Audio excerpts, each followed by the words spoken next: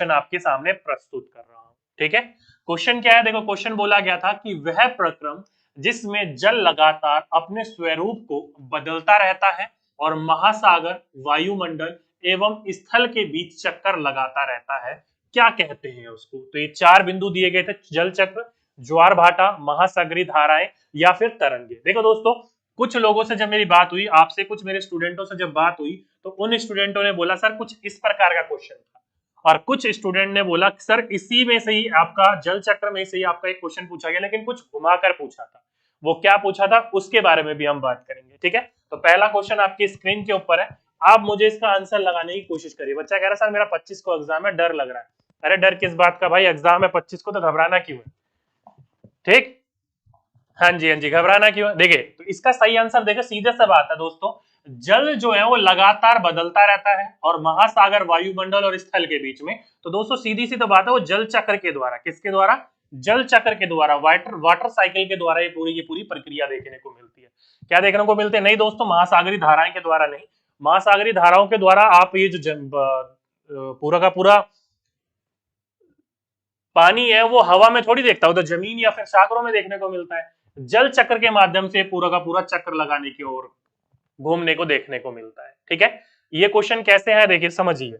ये देखिए दोस्तों, ये पूरा का पूरा एक जल चक्र दिया गया है। इसमें आप पढ़ोगे तो देखो, जिस प्रक्रम में जल लगातार अपने स्वरूप को बदलता रहता है और महासागरों, वायुमंडल और धरती के बीच चक्कर लगाता रहता है, उसी को हम क्या कहते हैं, जल चक्र कहते हैं। तो ये पूरा का पूरा ज्योग्राफी जो है, यानी कि जियो जो है आपकी एनसीईआरटी क्लास 7th है आई थिंक, हाँ क्लास 7th का chapter number I think 5th है, जिस चैप्टर का नाम क्या है, जल, वाटर, वहां से ये क्वेश्चन देखने को मिला है आपको। ठीक है, अब इसी में एक बच्चे ने मुझे बोला कि सर ऐसा क्वेश्चन नहीं था, क्वेश्चन ये पूछा गया था कि जो हमारा जल चक्र होता है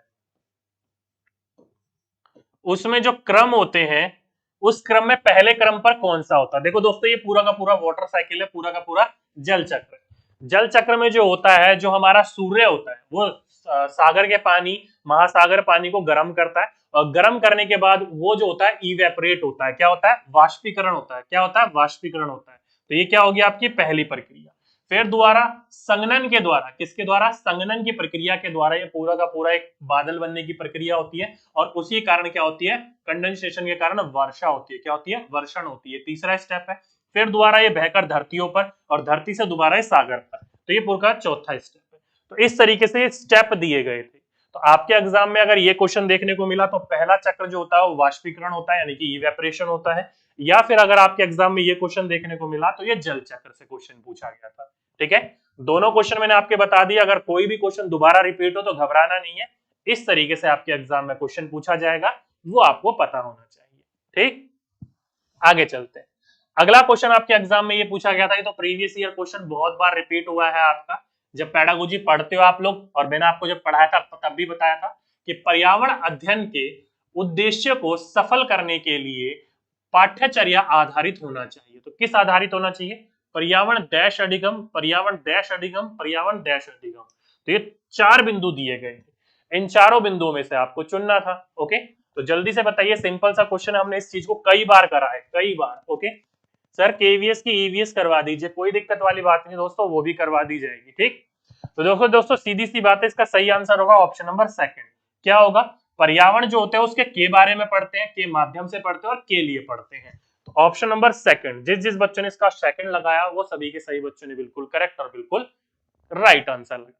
ये क्वेश्चन कहां से पूछा गया था, तो जब भी दोस्तों आप ईवीएस की पेडागोजी पढ़ते हो, तो ईवीएस की पेडागोजी में आपको ये पढ़ाया जाता है कि पर्यावरण के द्वारा शिक्षा, पर्यावरण के बारे में शिक्षा और पर्यावरण के लिए शिक्षा। ये तीन स्टेप होते हैं ईवीएस को सीखने सिखाने के लिए। ठीक है, आप लोगों को मैंने कई बार पढ़ाया भी है, समझाया भी है, तो इन तीनों के माध्यम से सीखने का प्रयास कर रहा होता है बच्चा। तो option number second is the right answer. जिस जिस बच्चों ने सेकंड लगाया वो बच्चों ने बिल्कुल करेक्ट आंसर लगाया। ठीक, अगला प्रश्न, अगला प्रश्न बोला गया है कि निम्नलिखित में से कौन सा राज्य कलमकरी छपाई के लिए लोकप्रिय है। किसके लिए, कलमकरी छपाई के लिए, प्रिंटिंग के लिए। तो ये तो क्वेश्चन आपके लगा लीजिए आई थिंक चौथी या फिर पांचवी बार पूछा गया। कितनी बार रिपीट हो चुके हैं क्वेश्चन आपके सीटेट के एग्जाम में, चौथी या पांचवी बार, 4 से 5 बार रिपीट हो चुके हैं। तो ध्यान रखिएगा दोस्तों, ये जो है वो कहाँ की है, आंध्र प्रदेश की। कहाँ की, आंध्र प्रदेश की। तो ऑप्शन नंबर थर्ड, जिस जिस बच्चों ने लगाया ऑप्शन नंबर थर्ड, वो सभी के सही बच्चों ने बिल्कुल करेक्ट और बिल्कुल राइट आंसर लगाया। ठीक है, हाँ जी, कलमकरी जो है आंध्र प्रदेश की है। डायरेक्टली आपके एग्जाम में कलमकरी द्वारा जो है वो मेज पर बनाई गई आपकी जो आकृतियां होती है या फिर जो कपड़ों पर बनाई गई आकृतियां होती है कुछ इस प्रकार की दिखाई देती है। ये कहाँ की, हमारे आंध्र प्रदेश की। ये देखा देखा सा क्वेश्चन था आपके एग्जाम में, कई बार रिपीट हो चुका है नए क्वेश्चन। ठीक, आगे चले तो आगे बोला गया कि किसी क्षेत्र के गांव के लोग अपने घर मोटी दीवारों के बनाते हैं और इन दीवारों को मिट्टी से लीप पोत कर इन घरों की छतों को कटीली झाड़ियों से बनाते हैं। इन क्षेत्र में वर्षा बहुत कम होती है तथा गर्मी खूब पड़ती है। यह क्षेत्र किस राज्य में होना चाहिए? तो डायरेक्टली आपका सेम यही लैंग्वेज देखने को मिला। जिन बच्चों से मेरी बात हुई उन्होंने ये मुझे बताया, इस प्रकार की लैंग्वेज देखने को मिली और इस प्रकार के अनुसार आप सही बच्चों को पता है घर की विशेषता कहाँ की है, राजस्थान की। कहाँ की है, राजस्थान की। तो ऑप्शन नंबर सेकंड, जिस जिस बच्चों ने इसका ऑप्शन नंबर सेकंड लगाया वो सभी के सही बच्चों ने बिल्कुल करेक्ट और बिल्कुल राइट आंसर लगाया। हाँ जी, ये कहाँ की घर की विशेषता, राजस्थान की। आप लोगों को मैंने कई बार पढ़ा रखा है, जैसे कि ये देखो बोलता है कि मैं राजस्थान के एक गांव से आया हूं, हमारे यहाँ बारिश बहुत कम होती है और खूब गर्मी पड़ती है, इसलिए यहाँ के जो लोग होते हैं वो मिट्टी के घरों में रहते हैं और घरों की जो दीवारें होती है वो बहुत मोटी मोटी होती है ताकि गर्माहट अंदर ना आ सके, घर अंदर से ठंडा रहे। इन दीवारों को मिट्टी से लीप पोत कर सुंदर भी बनाया जाता है और छतें कटीली झाड़ियों की बनी होती है क्योंकि घर जो है कमजोर होता है, मिट्टी का बना होता है, इसलिए अपनी घरों की छतें जो होते हैं वो कटीली झाड़ियों से बनाते हैं। ठीक है, इसलिए आपका ऑप्शन नंबर सेकंड, जिस जिस बच्चों ने लगाया सेकंड वो बच्चों ने बिल्कुल करेक्ट आंसर लगाया। ठीक, आगे आगे चलें तो लिखा है दोस्तों, गणतंत्र दिवस परेड में कितनी तरह के निर्देश दिए जाते हैं। अब कई बार क्वेश्चन में आपका ये जो पूछा गया इस तरीके से नहीं था, बस आपसे निर्देश देने के ऊपर क्वेश्चन जरूर बना। क्वेश्चन बना था आपका, जो वहीदा प्रिज्म थी उन्होंने नेवल के अंतर्गत, नेवी के अंतर्गत एक पूरी की पूरी परेड की कमान संभाली थी। तो पूरी की पूरी परेड के अंतर्गत कितनी टुकड़ियां होती है और उन टुकड़ियों को कितने प्रकार के निर्देश देने होते हैं। तो दोस्तों निर्देश देने की बात हुई थी तो 36 प्रकार के निर्देश देने होते हैं। कितने प्रकार के, 36 प्रकार के निर्देश देने होते हैं। ध्यान रखिएगा, इंपॉर्टेंट क्वेश्चन दोबारा पूछा जाएगा तो आपको पता होना चाहिए। आगे जो है पूरी की पूरी टुकड़ियों का कमांडर चल रहा होता है जो कि पीछे उसकी 4 टुकड़ियां चल रही होती है। कितनी टुकड़ियां होती है दोस्तों, ये भी ध्यान रख लीजिएगा, 4 टुकड़ियों को ये पूरी तरीके से 36 प्रकार के निर्देश देता है। अगली बार आपसे क्या पता है, निर्देश ना पूछकर टुकड़ियां पूछ ले कितनी टुकड़ियां चल रही होती है। ठीक है, कहां से क्वेश्चन बना था, देखो दोस्तों यहां से। जब परेड होती है तो लीडर के पीछे, जो लीडर होती है या लीडर होता है उसके पीछे कितनी टुकड़ियां चलती है, 4 टुकड़ियां चलती है। और टुकड़ियां जब चलती है उन पूरी की पूरी टुकड़ियों को 36 प्रकार के निर्देश देने होते हैं। तो अगली बार टुकड़ियों के बारे में पूछा जाएगा तो आपको पता होना चाहिए कितनी लीडर के पीछे कितनी को टुकड़ियां चलती है, तो 4 टुकड़ियां चलते हैं लीडर के पीछे, उनको 36 प्रकार के निर्देश देने होते हैं। ठीक है, इंपॉर्टेंट है, ध्यान रखिएगा आपका। आगे चलते हैं, आगे बोला गया कि लेफ्टिनेंट कमांडर वहीदा प्रिज्म ये भारतीय नौसेना में डॉक्टर है, निम्नलिखित में से किस राज्य की रहने वाली। देखो दोस्तों, मेरी जिन जिन बच्चों से बात हुई है उन बच्चों ने 50-50% का क्वेश्चन का ये वाला बताया। कुछ बच्चे पूछ रहे थे, बता रहे थे कि सर ये क्वेश्चन पूछा गया कि वहीदा प्रिज्म जो है वो किस राज्य की रहने वाली थी। कुछ बच्चे बोल रहे थे कि सर वहीदा प्रिज्म जो थी वो किस पोस्ट पर थी। ये 2 क्वेश्चन पूछे जा रहे थे, आप लोग बता रहे थे। तो ये दोनों के दोनों इस क्वेश्चन के अंतर्गत आ गए आपके। देखिए, लेफ्टिनेंट कमांडर वहीदा प्रिज्म जो होती है भारतीय नौसेना के अंतर्गत क्या थी, कि सर्जन थी। क्या थी, एक डॉक्टर थी। अगर ये क्वेश्चन पूछा हो तो ध्यान रखिएगा, इंडियन नेवल के अंतर्गत ये सर्जन थी, डॉक्टर थी। अगर ये पूछा गया है किस राज्य की रहने वाली थी तो ध्यान रखिएगा दोस्तों, ये जम्मू कश्मीर राज्य की रहने वाली थी। कहाँ की, जम्मू कश्मीर। ये दोनों के दोनों क्वेश्चन मैंने यहाँ पर डाल दिए ताकि आप लोगों का जो भी क्वेश्चन पूछा गया हो आपको पता हो इन दोनों चीजों के बारे में। ठीक, तो option number first is the right answer. जिस जिस बच्चों ने लगाया फर्स्ट वो बच्चों ने बिल्कुल करेक्ट आंसर लगाया। ठीक, चलिए अब ये देखिए क्वेश्चन कहां से पूछा गया था। तो आप सभी बच्चों को पता है लेफ्टिनेंट कमांडर वहीदा प्रिज्म जो है वो भारतीय नौसेना में डॉक्टर थी और नौसेना समुद्री जहाज पर काम करने वाली गिनी चुनी महिलाओं में से एक थी। ये पहली महिला है जिन्होंने पूरी की पूरी परेड की कमान संभाली थी। आप सभी बच्चों को पता है ये जो महिला है इनके पीछे 4 टुकड़ियां चलती है और ये पहली महिला बनी जिन्होंने पूरी की पूरी टुकड़ी का या पूरी की पूरी परेड का कमान संभाला। कहाँ की रहने वाली थी, तो ये जम्मू कश्मीर की रहने वाली थी। वहां पर एक जिला है राजौरी जिला, वहां पर एक छोटा सा गांव पड़ता है थाना मंडी गांव। क्या पड़ता है, थाना मंडी गांव। ये थाना मंडी गांव के छोटे से गांव की ये रहने वाली थी। तो अगली बार फिर ये क्वेश्चन पूछा जाएगा कि ये कहाँ की रहने वाली थी, तो जम्मू एंड कश्मीर की। कौन से जिले की, राजौरी जिले की। कौन से गांव की? तो थाना मंडी गांव की। तो तीनों के तीनों बिंदु आप ध्यान रख लीजिएगा, किसी भी प्रकार से कोई क्वेश्चन आपसे पूछ लिया जाए तो आपको इस चीज के बारे में पता होना चाहिए। ओके, ध्यान रखिएगा इस बात को। चलिए आगे चलें तो क्वेश्चन था आपका अगला कि विश्व जल दिवस कब मनाया जाता है। क्या पूछा गया था कि विश्व जल दिवस जो होता है, वर्ल्ड वाटर डे जो है, वो कब सेलिब्रेट किया जाता है। ये तो आप लोगों को पता होना चाहिए। मुझे जल्दी से बताइए कौन सा बच्चा इसका करेक्ट आंसर बताएगा। ये अगर नहीं पता तो भाई क्या पता, जल्दी से बताइए कौन सा बच्चा बताएगा इसका आंसर, फटाफट बताइए, जल्दी से बताइए कौन सा बच्चा बताएगा इसका।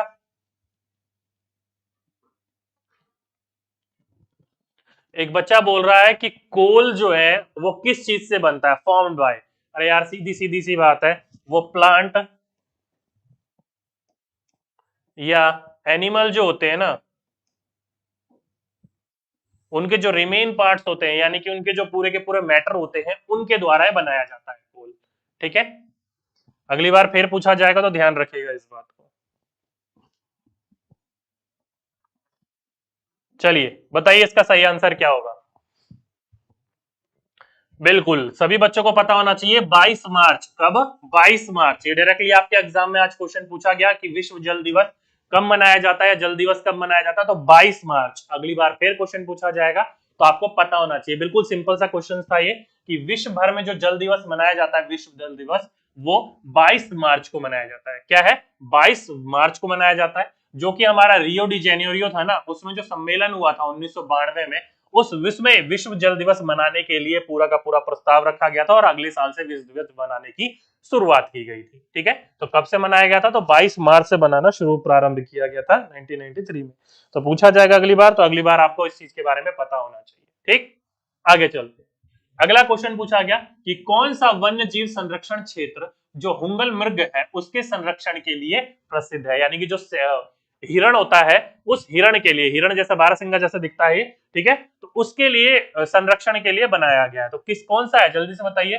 सरिस्का, दचिगम, जिम कॉर्बेट या रानीखेत, जल्दी से बताइए। देखो दोस्तों, आपसे ये नहीं पूछा गया था कि कौन सा अभ्यारण्य है, आपसे पूछा गया था किस स्टेट में मिलते हैं ये। क्या पूछा गया था? राज्य पूछे गए थे। क्या पूछे गए थे? राज्य पूछे गए थे। ठीक है, तो डायरेक्टली अगर आपके एग्जाम में अगली बार ये फिर क्वेश्चन मिलेगा तो ऑप्शन में तो आपके यहाँ पर पूरा का पूरा दे रखा है अलग अलग चीजें। ठीक है, तो राज्य की बात करी जाए तो दोस्तों ये जम्मू एंड कश्मीर। कहां पर है? जम्मू और कश्मीर। कहां पर? हमारे जम्मू और कश्मीर में। देखो कुछ इस प्रकार का ये दिखाई देता है, ये आपका देखने को मिलता है। ठीक है, कहा? जम्मू और कश्मीर में देखने को मिलता है। लेकिन यहाँ तो जम्मू कश्मीर था नहीं, यहाँ पर तो सरिस्का, दचिगम, जिम कॉर्बेट और रानीखेत है। तो दचिगम जो है आपका, ये पूरा का पूरा जम्मू एंड कश्मीर में पड़ता है, उसके अंतर्गत ये हुंबल मार्ग देखने को मिलता है। ठीक है, तो ये आपका ये देखने को मिले या स्टेट देखने को मिले जो कि आपके एग्जाम में कश्मीर, जम्मू एंड कश्मीर ऑप्शन में था, ये वाले सारे के सारे ऑप्शन में नहीं थे। ठीक है, तो अगली बार आपसे क्वेश्चन पूछा जाएगा तो ध्यान रखिएगा। ये श्रीनगर से 20-22 किलोमीटर दूर है। दचिगम भारत का एक नेशनल पार्क है जम्मू कश्मीर का, वहां पर ये हुंगल मर्ग देखने को मिलते हैं। ठीक है, तो ध्यान रखिएगा, पूछा जाए तो आपको पता होना चाहिए इस चीज के बारे में। बच्चों से बात हुई तो बच्चों ने बताया इसका भी एक क्वेश्चन पूछा गया था और ये डायरेक्टली आपका प्रीवियस ईयर क्वेश्चन है। अब ये मत बोलना कब का है, तो ये ध्यान रखिएगा दोस्तों, 2021-22 में पूछा गया था। कब? दिसंबर महीने में जो एग्जाम हुए थे ना, उस वाले महीने में। डेट मुझे याद नहीं पता, लेकिन उसमें ये पूछा गया था। ठीक, आगे चलते हैं। अगला क्वेश्चन पूछा गया कि मक्के, यानी कि जो मक्का होता है, का दाना डैश है। तो जल्दी से बताइए मक्के का दाना जो है वो क्या है? फल है, भ्रूण है, बीज है या अण्डाणु? जल्दी से बताइए कौन सा बच्चा बताएगा। ये क्वेश्चन आपके एग्जाम में पूछा गया। अब देखो दोस्तों, कई बच्चों ने मुझे बताया कि सर क्वेश्चन ये पूछा गया था, अब वो बच्चा बता नहीं पाया सही से, या पता नहीं क्या कंफ्यूज हो रहा था वो बच्चा, कि मक्के का दाना क्या है ये पूछा गया, या फिर मक्के के जो हम खाते हैं वो किस चीज को खाते हैं, या ये पूछा गया। तो दोनों क्वेश्चन आपका देखने को मिला है आपके एग्जाम में। तो कुछ भी देखने को मिले तो आपको पता होना चाहिए कि मक्के का जो दाना होता है ना, जो भुट्टा होता है, आपने देखा होगा उसको छीलते हो गया आप, तो मक्के का जो दाना होता है वो मक्के का क्या कहलाता है? फल कहलाता है। क्या कहलाता है? फल कहलाता है। तो मक्के का दाना जो होता है वो क्या होता है? फल होता है। क्या होता है दोस्तों? फ्रूट होता है। ध्यान रखिएगा, क्वेश्चन पूछा क्या है, क्वेश्चन पूछने का तरीका समझिए दोस्तों। मक्के का दाना या जो मक्का होता है उसका दाना जो होता है वो क्या होता है? फल होता है। ध्यान रखिएगा दोस्तों, क्या होता है? फल होता है। लेकिन जो हम खाते हैं क्या है? जो हम खाते हैं वो हम बीज खाते हैं मक्के के। क्या खाते हैं? बीज खाते हैं। दो क्वेश्चन है, दोनों क्वेश्चन को ध्यान रखिएगा दोस्तों।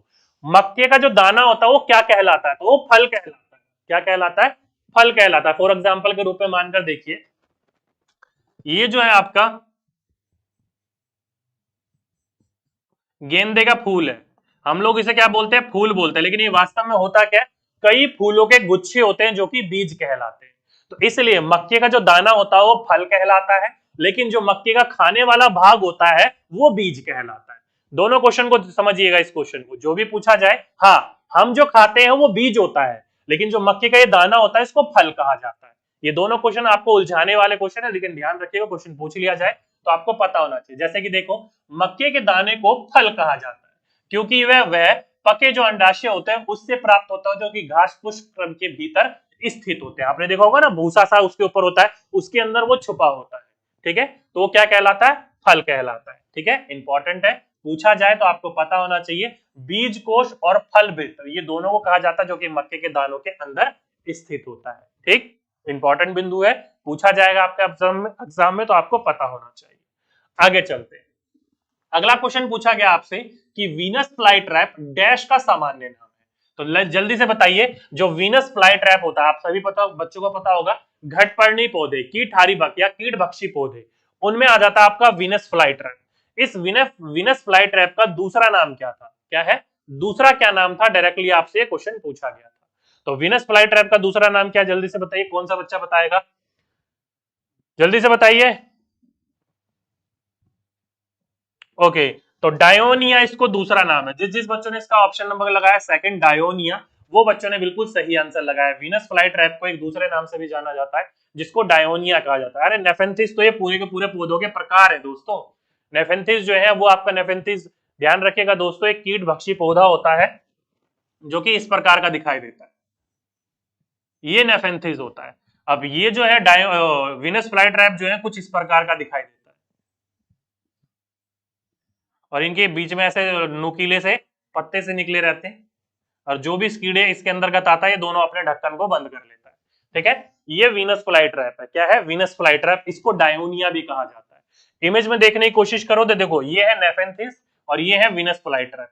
क्या है? Venus fly trap. इसी वीनस फ्लाई ट्रैप को पूछा गया था, इसको क्या कहा जाता है? तो इसी को कहा जाता है डायोनिया। क्या कहा जाता है? डायोनिया। ठीक है, तो अगली बार आपसे फिर पूछा जाएगा तो आपको इस चीज के बारे में पता होना चाहिए, इसका सामान्य नाम या फिर दूसरा नाम, सेकंड नेम, कुछ भी करके पूछा जाए हो तो आपको इस चीज के बारे में पता होना चाहिए। ठीक है।